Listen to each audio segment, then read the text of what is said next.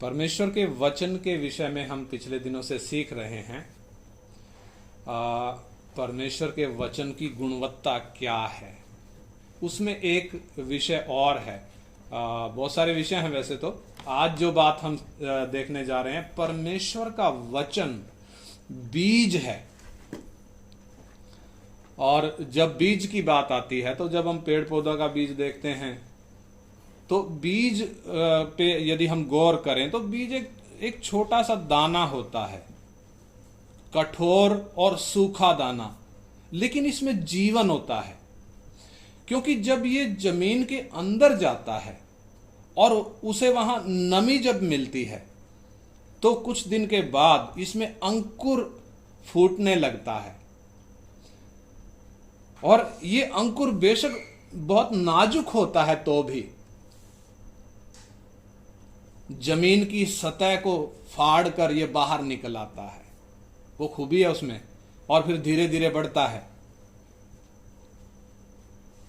छोटा पौधा बनता है, फिर थोड़ा और बड़ा होता है और एक टाइम आता है पेड़ बन जाता है। उसमें फल लगते हैं, कितने सारे फल लगते हैं और उन फलों में कितने सारे बीज होते हैं। यानी एक छोटे बीज ने कितने सारे फल और कितने सारे बीज पैदा कर दिए।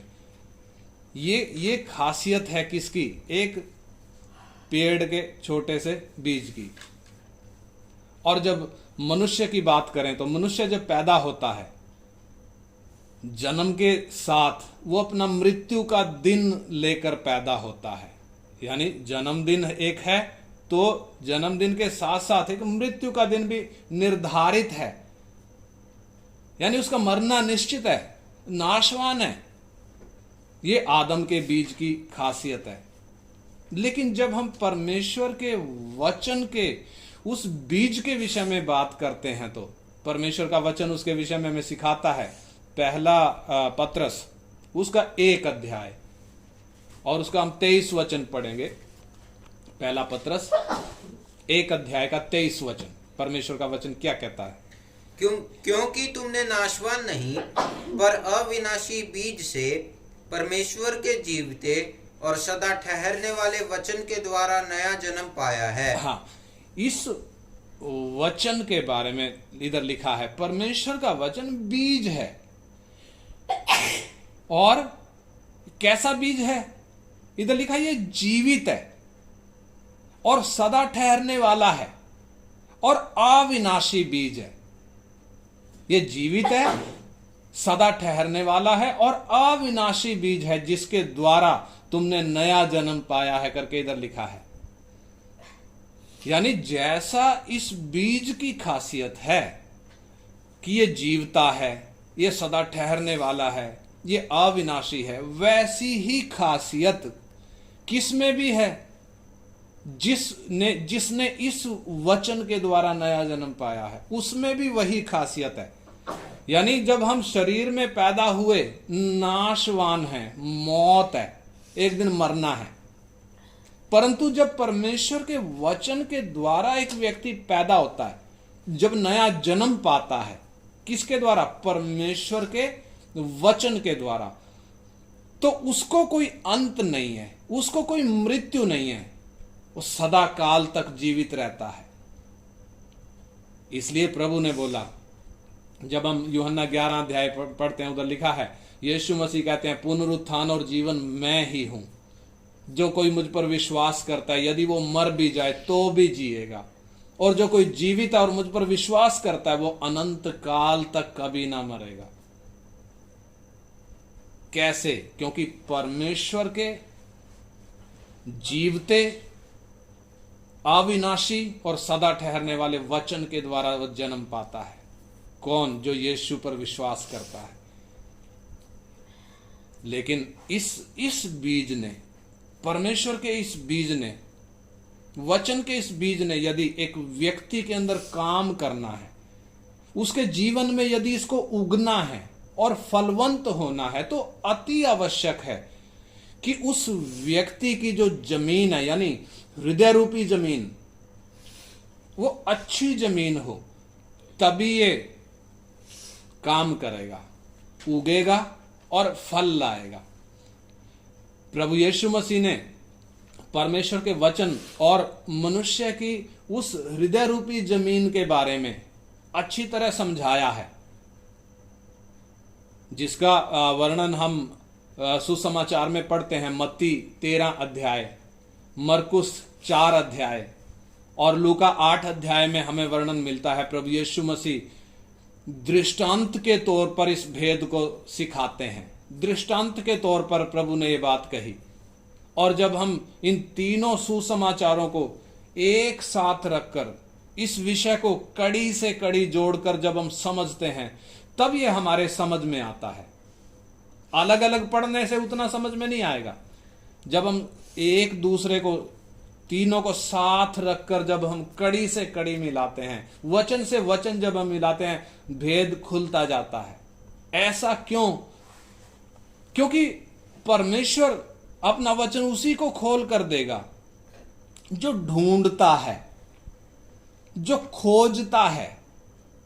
और यही कारण है कि यीशु लोगों से दृष्टांतों में बात करता है। कारण क्योंकि हर कोई खोजी नहीं है, हर एक सत्य को ढूंढने वाला नहीं है। यीशु के वचन सुनने के लिए उसके सामने कितने लोग होते थे? 2-4 नहीं होते थे, 10-20 नहीं होते थे, बल्कि भीड़ की भीड़ उसके सामने होती थी। और उस भीड़ में मुख्य तौर पर यदि हम देखते तो 2 प्रकार के लोग होते थे। एक तो वो जो शरीर की जरूरतों के लिए यीशु के पीछे आते थे, ज्यादा ऐसे ही थे। और दूसरे वो थे जो अपना सब कुछ छोड़कर यीशु के पीछे हो लिए थे।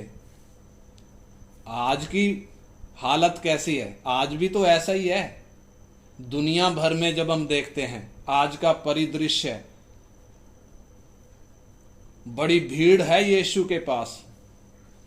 दुनिया में यदि हम दुनिया भर में देखें, केवल यीशु मसीह है जिसके पीछे सबसे ज्यादा लोग हैं।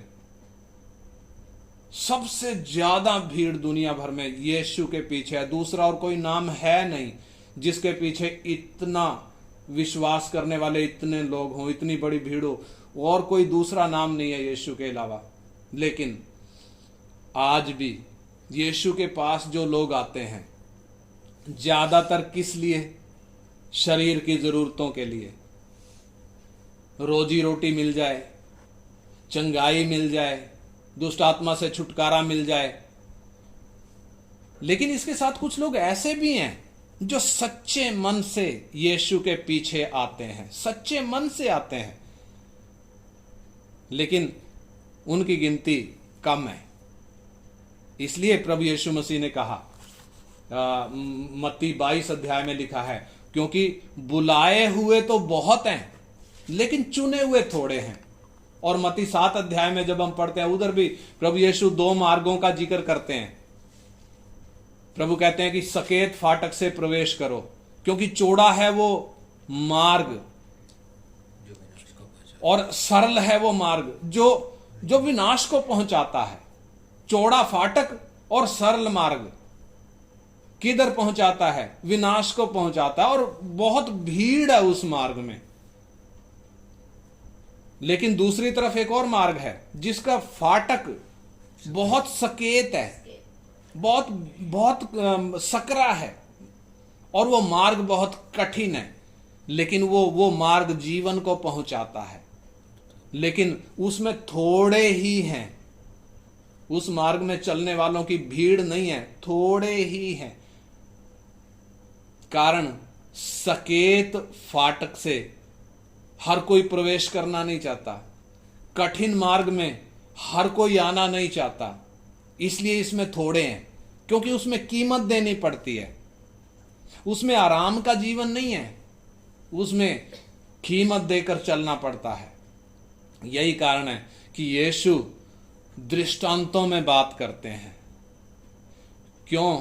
क्योंकि ये असली खजाना है। ये है असली खजाना जो हर एक के लिए नहीं है। ये तो केवल उनके लिए है जो इसकी कीमत को समझते हैं, जो इसकी कदर को पहचानते हैं। इसलिए जो इस इस मार्ग में आए, इस जीवन के मार्ग में, बेशक गिनती कम है उधर, बेशक तंग मार्ग है, जिनको पहचान है वो इस मार्ग को कभी भी छोड़ते नहीं है, चाहे कुछ भी कीमत चुकाना पड़े, पीछे नहीं हटेंगे। चाहे इसके लिए कितनी निंदा बदनामी उठाना पड़े, चाहे कितनी भी सतावट सहना पड़े, बेशक मार भी क्यों ना खाना पड़े, और यहां तक कि चाहे जान भी देनी पड़े, पीछे हटेंगे नहीं। कारण वो असली खजाना यही है। लेकिन दूसरी तरफ जो चौड़े मार्ग में है, जो सरल रास्ते पर है, वो किस लिए यीशु के पीछे आए? अपनी शरीर की जरूरतों के लिए, यानी जो शरीर थोड़े टाइम का है, अल्पकालीन है, जो नाश होने वाला है, उसकी जरूरतों के पीछे आने वाले। वो किन बातों से संतुष्ट हो जाते हैं? शरीर की बातों से ही संतुष्ट हो जाते हैं। इसलिए ये बेशकीमती खजाना, इससे वो वंचित रह जाते हैं। प्रभु यीशु मसीह, वो मत्ती 13 अध्याय हम निकालेंगे, जहां इस दृष्टांत के विषय में थोड़ा हम पढ़ेंगे प्रभु यीशु मसीह क्या समझाते हैं। मत्ती 13 अध्याय का 1 वचन से हम पढ़ेंगे, 13 का 1 से। उसी दिन यीशु घर से निकलकर झील के किनारे जा बैठा, और उसके पास ऐसी बड़ी भीड़ इकट्ठी हुई कि वो नाव पर चढ़ गया और सारी भीड़ किनारे पर खड़ी रही। और उसने उनसे दृष्टांतों में बहुत सी बातें कही। एक बोने वाला बीज बोने निकला। बोते समय कुछ बीज मार्ग के किनारे गिरे और पक्षियों ने आकर उन्हें चुग लिया। कुछ बीज पथरीली भूमि पर गिरे, जहां उन्हें बहुत मिट्टी ना मिली, और गहरी मिट्टी ना मिलने के कारण वे जल्द उगाए, पर सूरज निकलने पर वे जल गए और जड़ ना पकड़ने से सूख गए। कुछ बीज झाड़ियों में गिरे और झाड़ियों ने बढ़कर उन्हें दबा डाला। पर कुछ बीज अच्छी भूमि पर गिरे और फल लाए, कोई 100 गुना, कोई 60 गुना और कोई 30 गुना। जिसके कान हो वो सुन ले। हाँ, लास्ट में प्रभु क्या कह रहे हैं? जिसके कान हो वो सुन ले। कान तो सबके पास थे, आज भी कान तो सबके पास हैं, और ये कान सुनते भी हैं। लेकिन ज्यादातर भीड़ कैसी है?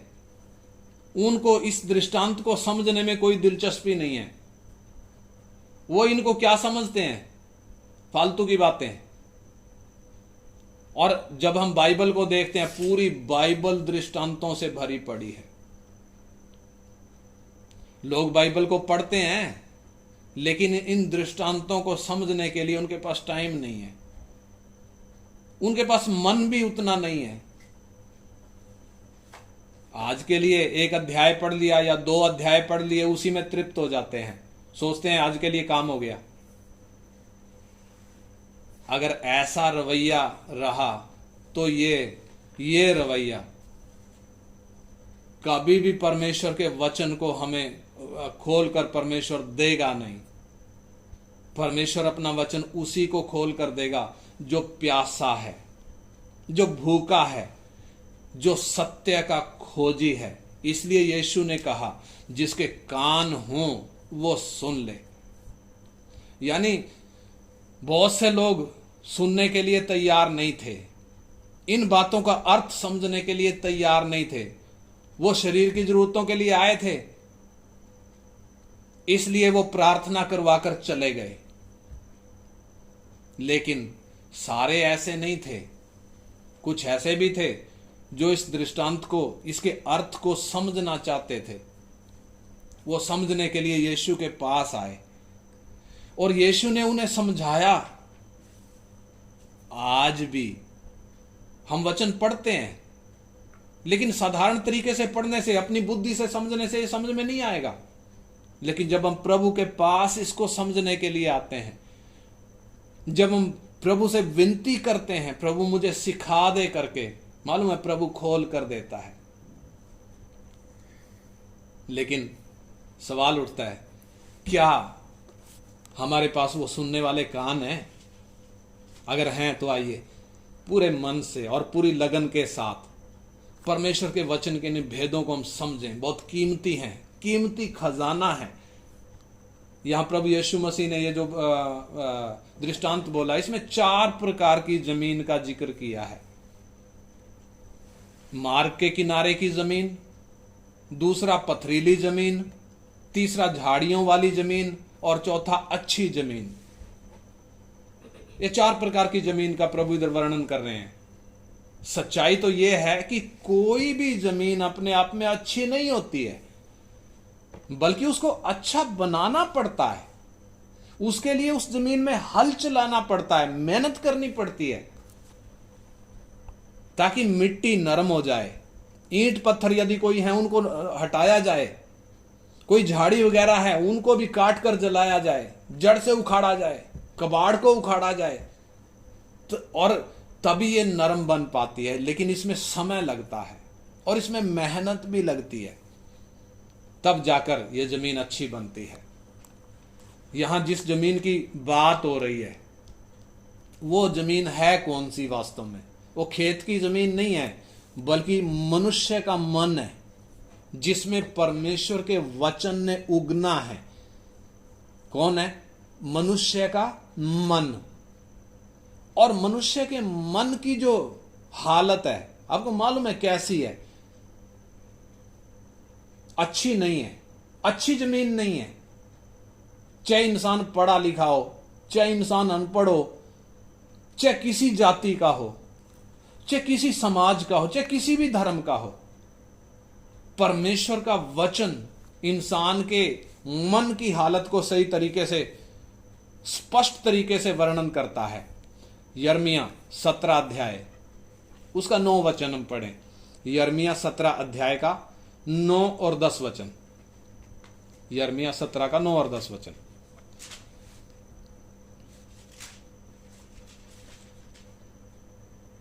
मन तो सब वस्तुओं से अधिक धोखा देने वाला होता है, उसमें असाध्य रोग लगा है, उसका भेद कौन समझ सकता है। मैं यहोवा मन की खोजता और हृदय को जांचता हूँ, ताकि प्रत्येक जन को उसकी चाल चलन के अनुसार अर्थात उसके कामों का फल दूं। हाँ, इधर जो बात हमने पढ़ी, परमेश्वर का वचन इंसान के मन के बारे में वर्णन कर रहा है। क्या कह रहा है? मन तो सब वस्तुओं से अधिक धोखा देने वाला होता है। सब वस्तुओं से अधिक कैसे? इंसान को धोखा देने वाले बहुत होते हैं। आज भाई को भाई धोखा देता है, पड़ोसी धोखा दे देता है, मित्र धोखा दे देते हैं। लेकिन इधर परमेश्वर का वचन कहता है सबसे ज्यादा धोखेबाज कौन है? इंसान का खुद का मन। यह है हालत। और दूसरा इसमें लिखा है उसमें असाध्य रोग लगा है। असाध्य रोग कैसा? लाइलाज बीमारी लगी है। कौन सी है? पाप की बीमारी। और उसका भेद कौन समझ सकता है? इसका मतलब बाहर से तो अच्छे कपड़े डाले हुए हैं, होठों पे मुस्कुराहट है, लेकिन अंदर तो नफरत भरी है, अंदर तो जलन भरी है। वो तो समझ में नहीं आएगी। यानी इंसान के मन में क्या भरा है सामने वाला नहीं समझ पाता। वो खुद जानता है या फिर परमेश्वर जानता है। तो ऐसे में सवाल उठता है, इंसान का मन अच्छी जमीन कैसे हो सकता है? लेकिन इधर 10 वचन में हमने पढ़ा, परमेश्वर का वचन कहता है,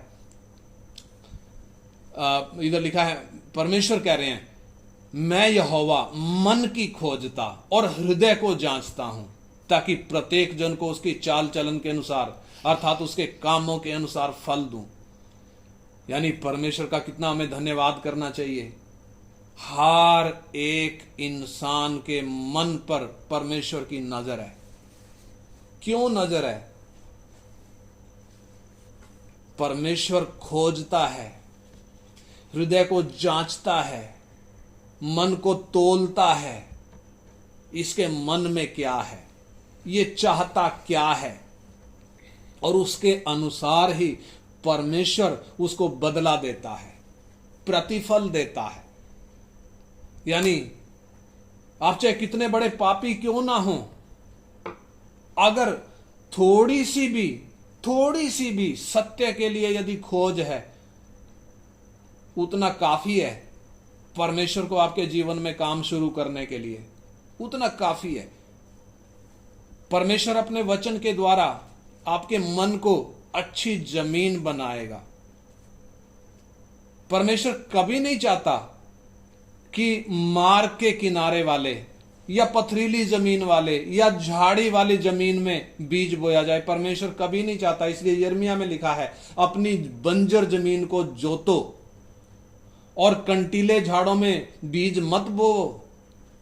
यानी परमेश्वर चाहता है कि जमीन अच्छी तरह तैयार करी जाए, तब उसमें बीज बोया जाए। लेकिन आज के समय में हालत क्या है, सच्चाई क्या है? दुनिया भर में जब हम देखते हैं, हमारे हिंदुस्तान में जब हम देखते हैं, ज्यादातर सिखाने वाले इन बातों को गंभीरता से लेते नहीं हैं। यानी मन को, इंसान के मन की जो जमीन है उसमें हल चलाने की वो उतना टेंशन कोई लेता नहीं है। बस आए और बपतिस्मा दे दिया, चर्च में एक गिनती बढ़ गई। यही कारण है कि ऐसे लोग, ऐसे तथाकथित विश्वासी, वो कलीसिया में भी और कलीसिया के बाहर भी ठोकर का कारण बन जाते हैं। इसलिए बहुत जरूरी है कि मन रूपी जमीन को पहले अच्छी तरह तैयार किया जाए, तभी उसमें 100 गुना फल आएगा। और प्रभु इन 4 प्रकार की जमीनों के द्वारा हमें क्या सिखाना चाहते हैं, आइए एक एक करके हम समझेंगे। सबसे पहले हम मार्ग के किनारे की जमीन के विषय में सीखते हैं। उधर प्रभु यीशु मसीह ने 4 वचन में बोला, बोते समय कुछ बीज मार्ग के किनारे गिरे और पक्षियों ने आकर उन्हें चुग लिया। और यदि हम इसका लूका 8 अध्याय का 5 वचन पढ़े तो लूका 8 का 5, लूका 8 अध्याय का 5 वचन जल्दी से। एक बोने वाला बीज बोने निकला, बोते हुए कुछ मार्ग के किनारे गिरा और रौंदा गया, और आकाश के पक्षियों ने उसे चुग लिया। हाँ, इधर लिखा है रौंदा गया और आकाश के पक्षियों ने उसे चुग लिया। प्रभु यीशु मसीह इसका अर्थ समझा रहे हैं। मत्ती 13 अध्याय का 18-19 वचन पढ़ेंगे। 13 अध्याय का 18 और 19 वचन में यीशु मसीह इसका अर्थ कैसे समझा रहे हैं। अब तुम बोने वाले के दृष्टांत का अर्थ सुनो। हाँ, अर्थ किन को समझा रहे हैं? भीड़ को नहीं, भीड़ तो जा चुकी है। किन को समझा रहे हैं? जो चेले इस दृष्टांत का अर्थ समझने के लिए यीशु के पास आए, उन्होंने बोला ये क्या है? तब प्रभु ने उनको समझाया। उसका अर्थ प्रभु कह रहा है सुनो। हाँ, जो कोई राज्य का वचन सुनकर नहीं समझता। हाँ, राज्य का वचन यानी परमेश्वर के राज्य का वचन है ये। जो इसको सुनकर नहीं समझता, उसके मन में जो कुछ बोया गया था, उसके मन में जो कुछ बोया गया था, उसे वो दुष्ट आकर छीन ले जाता है। उसे वो दुष्ट आकर छीन ले जाता है। ये वही है जो मार्ग के किनारे बोया गया था। हाँ, यानी मार्ग के किनारे वाले कौन है? जिन्होंने वचन सुना और वचन उनके मन में भी गया, लेकिन फिर कमी क्या रह गई? सुना भी और मन में भी गया तो कमी क्या रह गई? उन्होंने वचन को समझा नहीं। इधर लिखा है ना, जो कोई राज्य का वचन सुनकर नहीं समझता, यानी उन्होंने सुना तो सही लेकिन समझा नहीं। क्या नहीं समझा? इसका अर्थ नहीं समझा, इसकी कीमत को नहीं समझा, इसकी कदर को नहीं जाना। इसलिए जब इसकी कदर नहीं समझी, उसको पैरों तले रोन दिया। हमने लूका 8 का 5 में पढ़ा, बोते समय कुछ मार्ग के किनारे गिरा और रोंदा गया। ये रोंदा क्यों गया? क्योंकि उसकी कदर नहीं जानी, उसकी कीमत नहीं समझी, इसलिए रोंदा गया। जो परमेश्वर के वचन की कदर नहीं करता, ऐसे लोगों के विषय में प्रभु मालूम है क्या कहता है? मत्ती 7:6 पढ़ें, मत्ती 7:6। प्रभु यीशु मसीह ऐसे लोगों के विषय में जो वचन की कदर नहीं करते क्या कहते हैं? पवित्र वस्तु कुत्तों को ना दो। कुत्तों को ना दो। क्या चीज? पवित्र वस्तु। वो कौन सी है? ये वचन, ये पवित्र चीज है। प्रभु कहता कुत्तों को ना दो। हाँ, और अपने मोती सूअरों के आगे मत डालो। हाँ, ये मोती हैं। प्रभु क्या कह रहा है? अपने मोती किन को ना दो? सूअरों के आगे मत डालो। ये मोती हैं, सूअरों के आगे डालने के लिए नहीं है। ये पवित्र वस्तु है, कुत्तों के आगे डालने के लिए नहीं है। हाँ, ऐसा ना हो कि वे उन्हें पांव तले रोंदे, उन्हें क्या करें? पैरों के तले रोंदें और पलट कर तुमको फाड़ डाले। हाँ, आज हम अपने जीवनों को जरा जांच कर देखें। क्या मैं सुनने वालों में हूं या सुनकर समझने वालों में? मैं जो सुनता हूं क्या उसको समझता भी हूं? इसका अर्थ क्या है जो समझाया जा रहा है? इसकी कीमत क्या है जो वचन बताया जा रहा है? क्या मैं इसकी कदर करता हूं या ना समझकर इसको पैरों तले रौंद देता हूं? आज के समय में परमेश्वर का धन्यवाद हो, कितनी सुविधाएं परमेश्वर ने हमें दी हैं। हमारे पास फोन है, फोन में यूट्यूब है, जहां हम इस वचन को जो अभी सिखाया जा रहा है दोबारा फिर सुन सकते हैं। पॉज करके रोक रोक कर सुन सकते हैं और समझ सकते हैं, एक एक बात को समझ सकते हैं। हमारे पास यह सुविधा है। प्रार्थना के साथ जब समझेंगे, क्या परमेश्वर नहीं समझाएगा? इन सुविधाओं के लिए क्या हमें परमेश्वर का धन्यवाद नहीं करना चाहिए और उनको सही तरीके से इस्तेमाल नहीं करना चाहिए?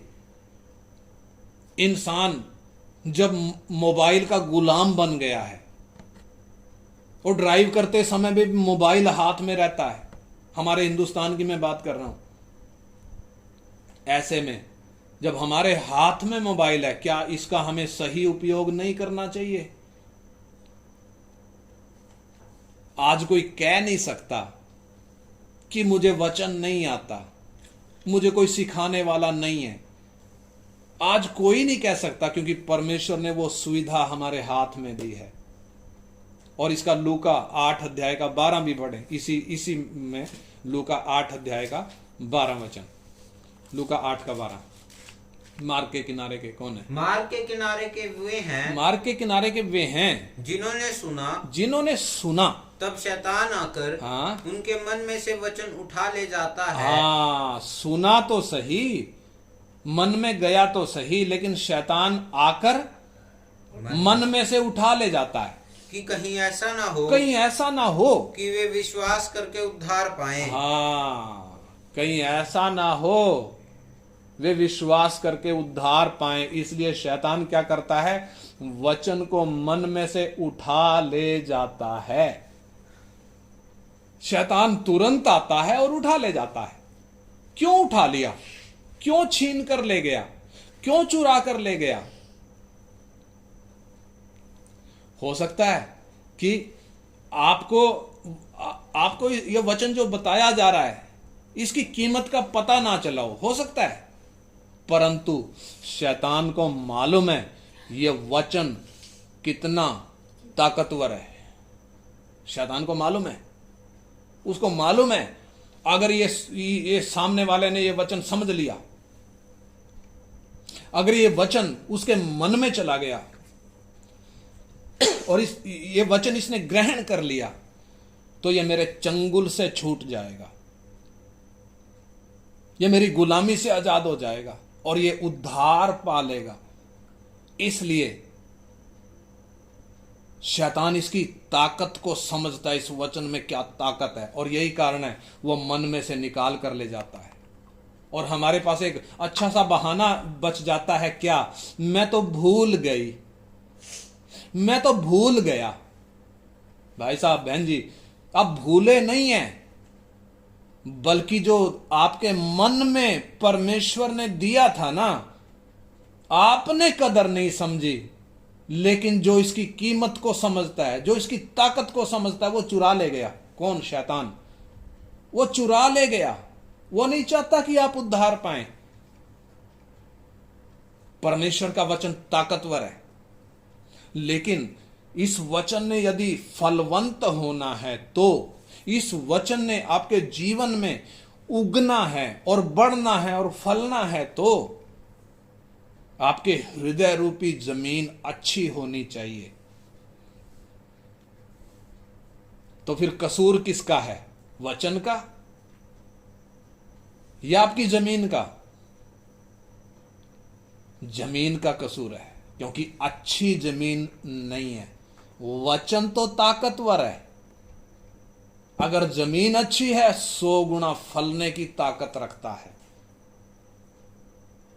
लेकिन जमीन अच्छी ना होने के कारण, वचन की कीमत ना जानने के कारण, वचन समझ में ना आने के कारण, हम उसे शैतान को चुराने दे देते हैं और शैतान चुरा कर ले जाता है।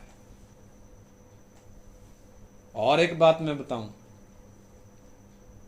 जब यह वचन सुनाया जाता है, मार्ग के किनारे के कौन है, जब यह वचन सुनाया जाता है, बताया जाता है, बहुत से लोगों का मन कठोर होता है,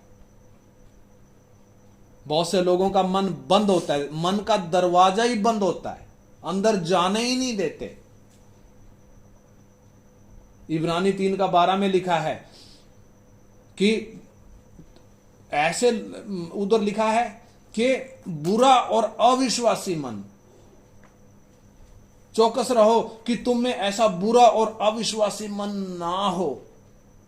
यानी ये है इंसान के मन की हालत। और इसी कठोरता के कारण कई लोग पूर्वाग्रह से ग्रसित होते हैं। पूर्वाग्रह क्या चीज है? एक ऐसी धारणा मन में बना लेते हैं जिसका सच्चाई से कोई संबंध नहीं है। एक ऐसी धारणा बना लेते हैं। कैसी धारणा? कई तो बोलते हैं जी ये तो धर्म परिवर्तन है, और कई दूसरे बोलते हैं जी ये तो अंग्रेजों का गुरु है यीशु, तो हमारे पास क्या गुरुओं की कमी है जो हमें एक और चाहिए? यानी ये पहले से बनाई हुई धारणा है। और कई तो बोलते हैं कि ये तो मांस खाने वाले लोग हैं। ऐसी कई तरीके की ऐसी धारणाएं हैं जिनके कारण सच्चाई को जाने बिना ही एक व्यक्ति यीशु से नफरत करने लगता है, परमेश्वर के वचन से नफरत करने लगता है। इसलिए ऐसे लोग मार्ग के किनारे के हैं।